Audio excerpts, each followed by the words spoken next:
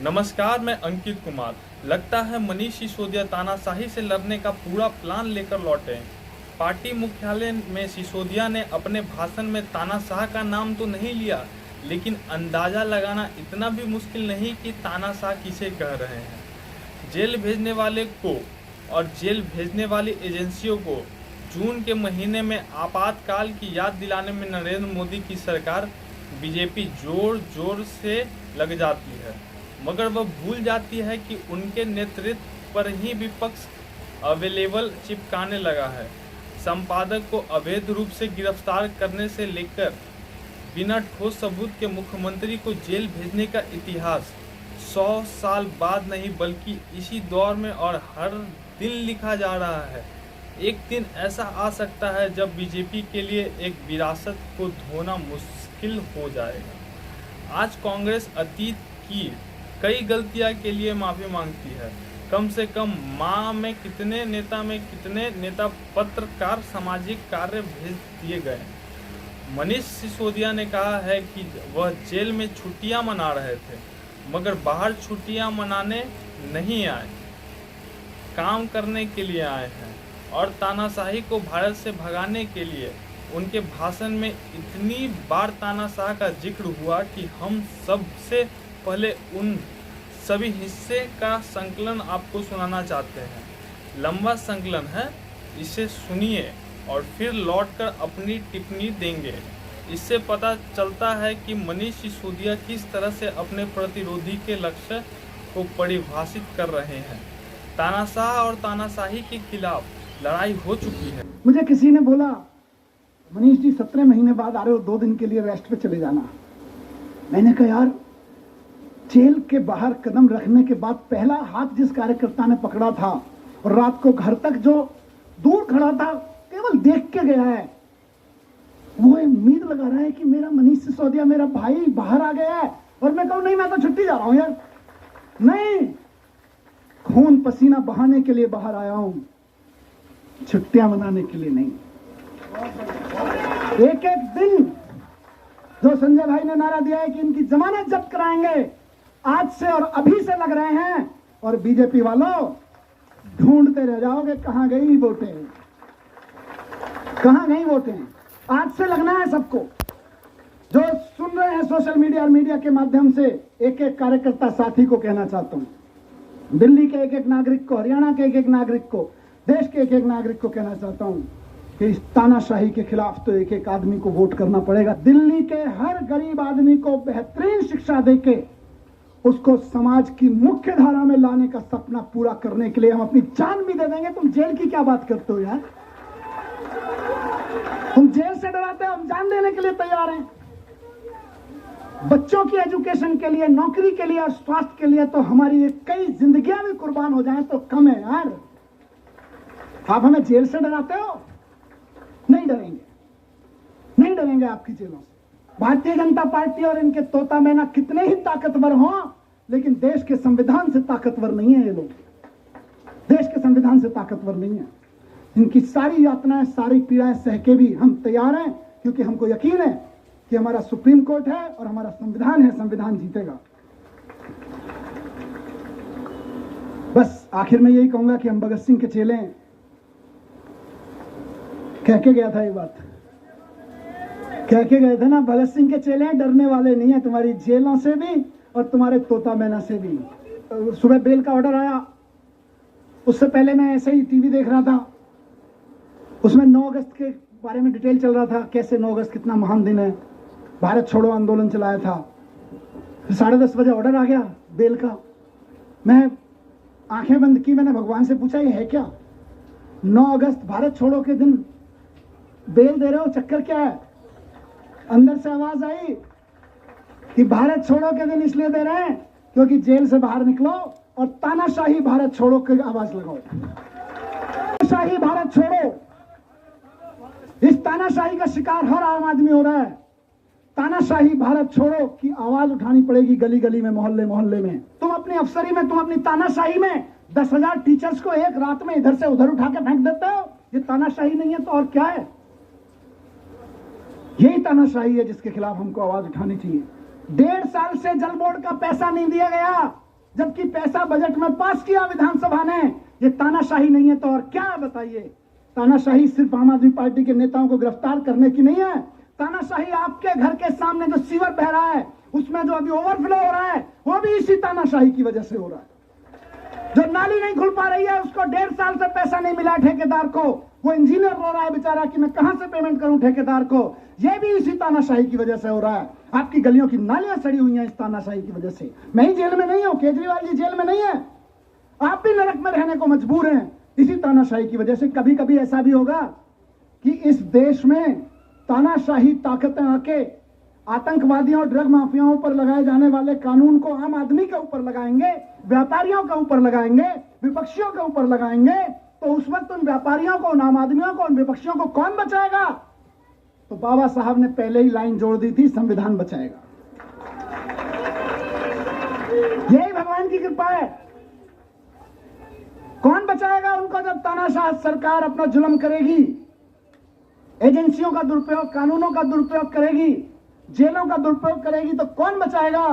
75 साल पहले उस महान शख्सियत ने लिख दिया था कि मैं ऐसा संविधान दे रहा हूं कि तुमको संविधान बचाएगा। आज हम संविधान की बदौलत खड़े, संविधान की ताकत से यहां पे खड़े हैं।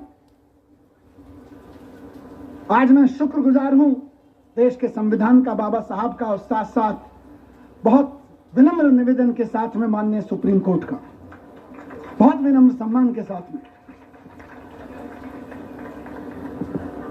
माननीय सुप्रीम कोर्ट ने संविधान की दी हुई ताकत का इस्तेमाल करते हुए कल तानाशाही को कुचला, तानाशाही को कल गलत ठहराया। भारत छोड़ो, भारत छोड़ो, तानाशाही भारत छोड़ो, भारत छोड़ो, भारत छोड़ो। तानाशाही आज हमारे और आपके जीवन के लिए, एक आम आदमी के जीवन के लिए खतरा बन गई है। इसको छुड़वाना पड़ेगा। इस संविधान के लिए खतरा बन गई है, हमारे सामाजिक ताने बाने के लिए खतरा बन गई है, हमारी बहनों के लिए खतरा बन गई, हमारे खिलाड़ियों के लिए, हमारे व्यापारियों के लिए खतरा बन गई। सिसोदिया सीबीआई और ईडी को तोता मैना पुकारते रहे। उन्होंने इंडिया गठबंधन से भी अपील की है कि अरविंद केजरीवाल की रीस से होकर भरनी होगी। आज केजरीवाल जेल में है, कल किसी का भी नंबर आ सकता है, और उनका भी जो सत्ता पक्ष के साथ है। केजरीवाल की गिरफ्तारी के तुरंत बाद रामलीला मैदान में विपक्ष के नेता की रैली हुई थी। उसे रैली में केजरीवाल और हेमंत सोरेन की खाली कुर्सी छोड़ी गई थी, क्योंकि इस वक्त दोनों जेल में थे। हाल ही में जंतर मंतर पर भी केजरीवाल के लिए साथ हुई, लेकिन सिसोदिया शायद इससे भी ज्यादा प्रयत्न करने की बात कर रहे हैं कि लड़ाई रूटीन तरीके से अब नहीं लड़ी जा सकती है। इस तानाशाही से अगर लड़ना है तो एकजुट होके लड़ना पड़ेगा। ये ना सोचें कि आज आम आदमी पार्टी के कार्यकर्ता नेता जेल में हैं, कल नंबर आपका भी आएगा, कल नंबर उनका भी आएगा जो दूसरे पक्ष में बैठे हैं या इधर के पक्ष में बैठे हैं। कल नंबर उनका भी आएगा जो इधर नए नए गए हैं कि हम तो इनके साथ हैं। एनडीए के साथियों को भी कहना चाहता हूं, उनके साथ जो गए हैं, और इंडिया गठबंधन के भी एक एक आदमियों को और बाकी सब पार्टियों के साथियों को कहना चाहता हूं, पार्टी की जिंदगी के लिए नहीं, नेताओं की जिंदगी के लिए नहीं, देश के लिए इकट्ठा होकर लड़ना पड़ेगा, देश के लिए इकट्ठा होकर लड़ना पड़ेगा। और आज कह रहा हूं इस मंच से कि अगर देश के पूरे विपक्ष के नेता पूरी ताकत से एक बार हुंकार भर देंगे तो आज देश में वो माहौल है कि अरविंद केजरीवाल जी 24 घंटे के अंदर बाहर आ जाएंगे। अगर देश के विपक्ष के नेता एकजुट होकर हुंकार भर देंगे तो केजरीवाल जी केवल और केवल 24 घंटे के अंदर जेल से बाहर आ जाएंगे। मैं आज लिख के दे रहा हूं आपको, लेकिन इकट्ठे होकर करना पड़ेगा। ये मत सोचिए अभी तो केजरीवाल जी गए, जब हम पे आएगी तो देखेंगे, नहीं, सब पे आई हुई है। सबको इकट्ठे होकर लड़ना पड़ेगा, सबको इकट्ठे होकर चुनाव भी लड़ने पड़ेंगे, लड़ाइयां भी लड़नी पड़ेंगी, कानूनी लड़ाइयां भी लड़नी पड़ेंगी। और एकजुट हो गया तो इस चुनाव में तो दिखाई दिया कि 400 पार ढूंढते रह गए। एकजुट होकर लड़ेंगे तो आगे आने वाले चुनावों में भी ढूंढते रह जाएंगे कहां है,